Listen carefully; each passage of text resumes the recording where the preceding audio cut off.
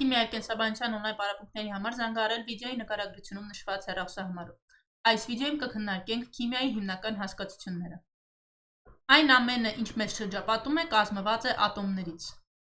Քիմիան գիտությունն է, որը ուսումնասիրում է նյութերի ստացման եղանակները եւ հատկությունները, դրանց կազմում առկա ատոմների կամ մոլեկուլների վարքի տեսանկյունից։ Օրինակ, երկրակեղևի վրա ամենատարածված նյութը ջուրն է, բոլորիս հայտնի H2-ն, այսինքն մեկ թթվածնին միացած է երկու ջրածին, եւ երկու ջրածինները միացած են ոչ թե ուղիղ գծով, այլ ինչպես ես նկարեցի, ծռված, թեք, որոշակի անկյան տակ։ Եվ այս միացման կարգն է որոշում, թե ջուրը ինչ հատկություններ է դրսևորում։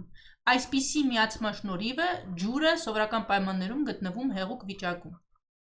Ինչ կլիներ, եթե ջրածնի ատոմները թթվածնի ատոմին միանային ուղիղ գծով։ Իհարկե մենք հստակ պատասխան չենք կարող տալ, բայց հաստատ կարող ենք ասել, որ իր հատկություններով ռեալ տարբերվելու է այս ջրի մոլեկուլից կամ այս ջրից։ Հավանաբար այս դեպքում ջուրնյութը կունենար ավելի ցածր եռման եւ հալման ջերմաստիճան։ Այսպիսի կառուցվածքի դեպքում չի բացառվում, որ սովորական պայմաններում ջուրը լիներ գազային վիճակում։ Այսինքն կարող ենք ենթադրել, որ այդ դեպքում հնարավոր է եւ կյանք չլիներ։ Այս ամենը քննարկելու իմաստը այն է, որ ատոմների միացման կարգն է որոշում նյութի հատկությունները։